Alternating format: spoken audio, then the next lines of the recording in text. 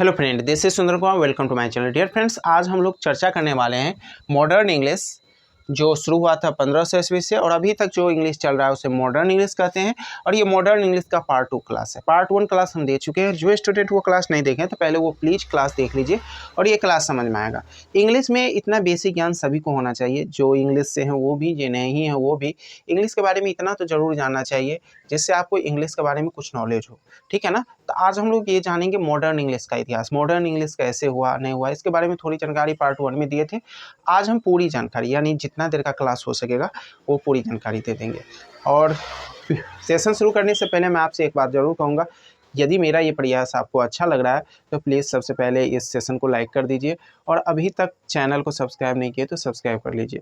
Subscribe में कोई फ़ी नहीं लगती है, ठीक है ना। तो प्लीज़ आप सब्सक्राइब करके मुझे मोटिवेट करें। चलिए तो शुरू करते हैं। तो डियर फ्रेंड्स, आज हम लोग सब important facts of modern English part 2 के शुरू करेंगे। तो पहला जो है, आज हम मॉडर्न इंग्लिश के वोकेबलरी पर डिस्कस करेंगे, ठीक है ना। तो देखिए मॉडर्न इंग्लिश में क्या हुआ है कि English vocabulary has been taken from Latin, French, Greek, Italian, Spanish and other language in modern English. इसका मतलब क्या हुआ कि इंग्लिश वोकेबलरी की चर्चा करें तो इंग्लिश जो वोकेबलरी जो आया मॉडर्न इंग्लिश में वो आया लैटिन से। मुख्य रूप से याद रखें कि मिडिल इंग्लिश में जो आया था तो मिडिल इंग्लिश में भी लैटिन आ गया था और मॉडर्न इंग्लिश में भी लैटिन हो गया था। उसके बाद फ्रेंच की वर्चस्व बढ़ी, उसके बाद ग्रीक, इटालियन और स्पेनिश और बहुत सारे लैंग्वेज अंग्रेजी में शामिल हो गए मॉडर्न इंग्लिश में। इसीलिए तो इंग्लिश इतना फेमस है, क्योंकि बहुत सारे लैंग्वेज को मिलकर एक भाषा तैयार हुआ है। और जब बहुत सारे लोग अगर एक जगह इकट्ठे हो जाएंगे तो वो पॉपुलर होना ही है ना। तो उसी तरह बहुत सारे भाषा एक जगह इकट्ठे हो गए इंग्लिश में आके मिलके, इसलिए इंग्लिश क्या हो गया, पॉपुलर हो गया। तो डियर फ्रेंड्स, तो English absorbed words from almost 50 different language including words from the languages of Asia and Africa। देखिए कितने बड़ी बात है, इंग्लिश जो अपने में समाहित किया, एब्जॉर्ब मतलब समाहित करना, जो वर्ड्स लगभग ऑलमोस्ट मतलब लगभग 50 डिफरेंट लैंग्वेज, सबसे बड़ी बात है 50 अलग अलग भाषाएं। वो लगभग है, 50 से अधिक भी हो सकती है, लेकिन लगभग 50 से अधिक भाषा मिलकर एक भाषा बनाया है, ठीक है ना, वो है इंग्लिश। इंग्लिश शुद्ध प्योर भाषा नहीं है, इसको बोल सकते हो हाइब्रिड भाषा। English is a hybrid language, ठीक है ना। यानी ये एक कह सकते हैं सभी भाषाओं का मिक्सचर रूप है, ठीक है ना। इसीलिए इंग्लिश पॉपुलर है, ठीक है। कोई भी प्योर चीज़ जो होती है ना ज़्यादा पॉपुलर नहीं होती है, ठीक है, याद रखिएगा। ज़्यादा हम विषयांतरण नहीं होंगे, ठीक है। तो 50 से अधिक भाषाएं, लगभग 50 भाषाएं किसमें, इंग्लिश में शामिल, including words from the language of Asia and Africa. यानी यहाँ तक कि एशिया से भी कुछ भाषाएं आए हैं इसमें और अफ्रीका के भी कुछ वर्ड इंग्लिश में शामिल है, ठीक है ना। तो कुछ देखिए उसमें से सम ऑफ देम, उनमें से कुछ जो हैं, जो इंपॉर्टेंट वर्ड आप लोग को हमेशा याद रखना है।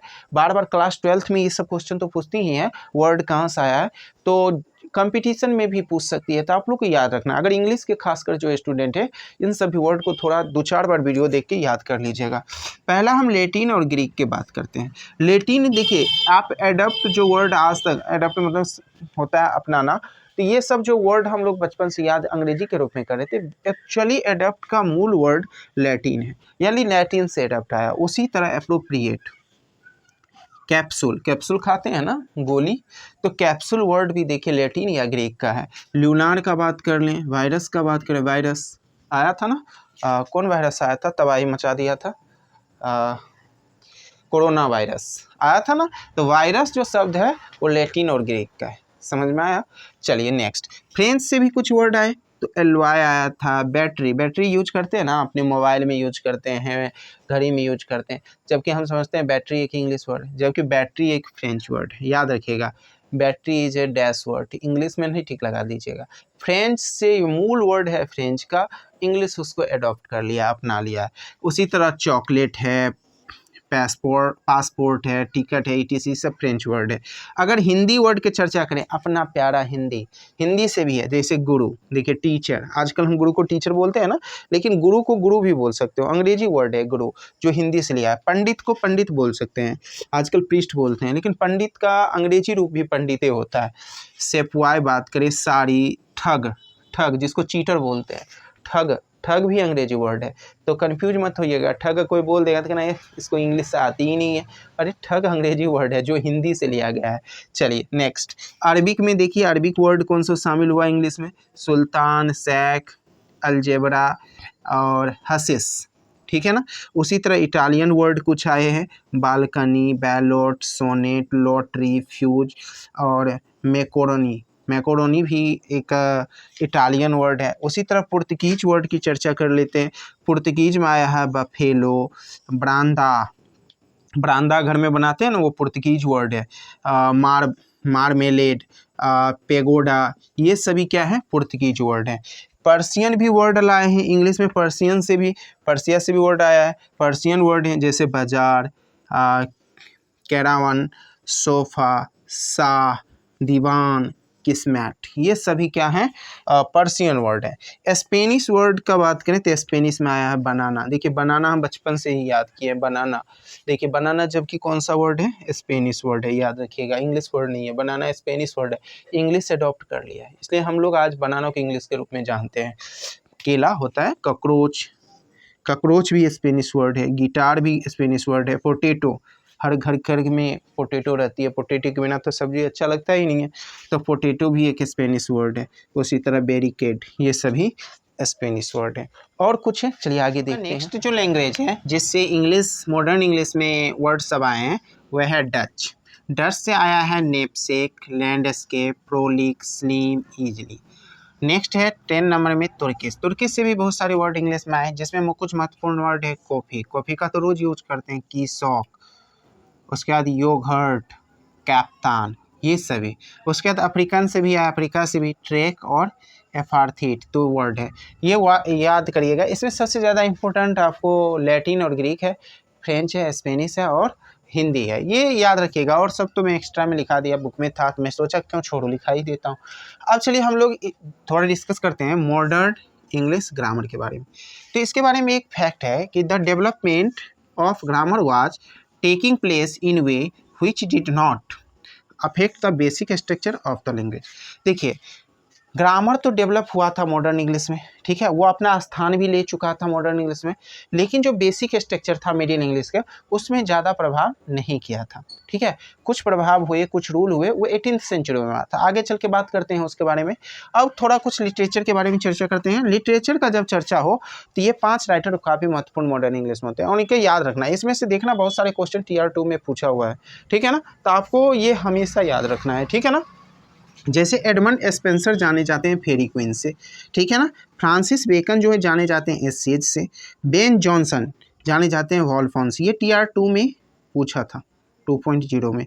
वॉलफॉन, बेन जॉनसन से जाने जाते हैं, ठीक है ना, ये याद रखना है। क्रिस्टोफर मार्लो मुख्य रूप से जाने जाते हैं डॉक्टर फॉस्टर से। उससे इनका बहुत सारे बुक हैं। जब मैं राइटर सीरीज लाऊंगा, राइटर सीरीज लिटरेचर को पढ़ाऊंगा, तो मैं एक एक के बारे में बहुत डीपली पढ़ेंगे। राइटर सीरीज भी आने वाली है। TRE 4.0 से पहले राइटर सीरीज आ जाएगी। पहले बेसिक लिटरेचर आज समझ लेते हैं, उसके बाद राइटर सीरीज भी आएगी, ठीक है ना। तो राइटर सीरीज में आपको पूरा कॉन्फिडेंस आ जाएगा पूरा पढ़ाने के बाद। विलियम शेक्सपियर के बारे में चलते हैं। विलियम शेक्सपियर जो लिखे थे, इनके 4 जो ट्रेजेडी बुक काफ़ी फेमस है। उनको हमेशा क्लास 12 के लेके और PE पोस्ट ग्रेजुएट तक सभी को याद रखना है।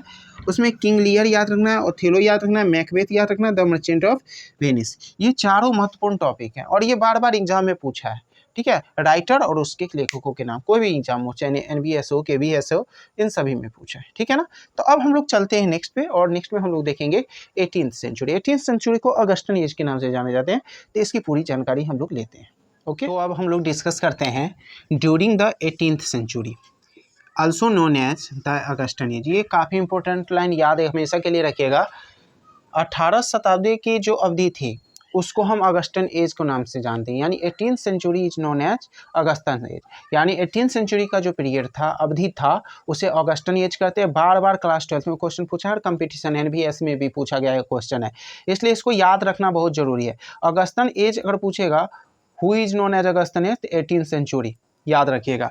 नेक्स्ट, अगस्टन एज में जो मुख्य रूप से इंट्रोड्यूस हुआ था, काफ़ी प्रचलित हुए थे, वो है पहला इंट्रोड्यूसिंग डिक्शनरी, यानी पहली बार 18th सेंचुरी में डिक्शनरी का इंट्रोड्यूस किया गया था। और दूसरा है standardise and correct use of English grammar, यानी standardise and correct use of grammar, grammar का सही प्रयोग 18th सेंचुरी में हुआ।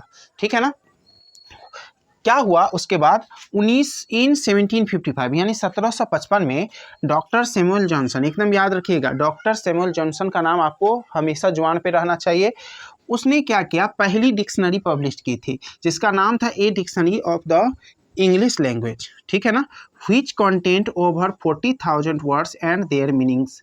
ये ऐसा डिक्शनरी था, पहला डिक्शनरी जो सिस्टमेटिक ढंग से डॉक्टर सैमुअल जॉनसन के द्वारा, वह 40,000 वर्ड्स था उस डिक्शनरी में और उसका अर्थ दिया गया था।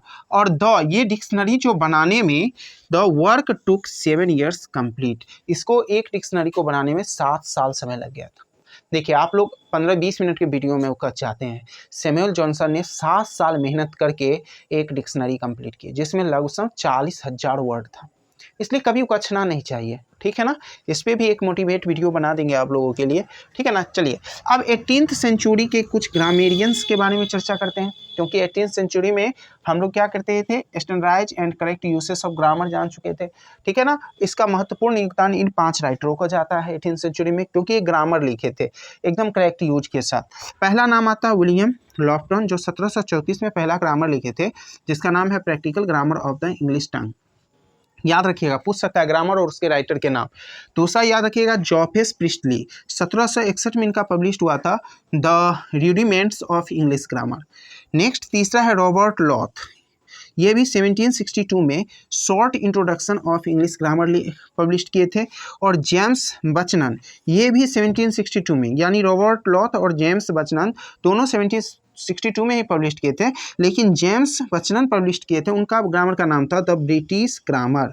ठीक है ना। और लास्ट आता है लिंडली मरे, जो 1792 यानी 1792 में इंग्लिश ग्रामर पब्लिश किए थे, और इनकी ग्रामर यहीं से ग्रामर की शुरुआत मानी जाती है, इसलिए लिंडली मरे को फादर ऑफ इंग्लिश ग्रामर कहते हैं। याद रखना, फादर ऑफ इंग्लिश ग्रामर लिंडली मरे को कहा जाता है। ठीक है ना। फादर ऑफ इंग्लिश ग्रामर अगर हम किसी को कहेंगे तो वो कौन है, लिंडली मरे। ठीक है ना। और यहीं पे आके आपका मॉडर्न इंग्लिश का संक्षिप्त हिस्ट्री क्या हो गया, समाप्त हो गया। तो आई होप आपको ये मॉडर्न इंग्लिश अच्छे ढंग से समझ में आ गई होगी। अब हम लोग नेक्स्ट चैप्टर पढ़ेंगे स्टोरी ऑफ इंग्लिश को, उसकी चर्चा कल करेंगे। अगर आपका ये सेशन काफ़ी अच्छा लगा तो मैं लास्ट में एक बार और कहेंगे कि सेशन को अभी तक लाइक नहीं किया तो प्लीज़ लाइक कर दीजिए, और अभी तक चैनल को सब्सक्राइब नहीं किया तो प्लीज़ सब्सक्राइब कर लीजिए। Okay bye, thank you.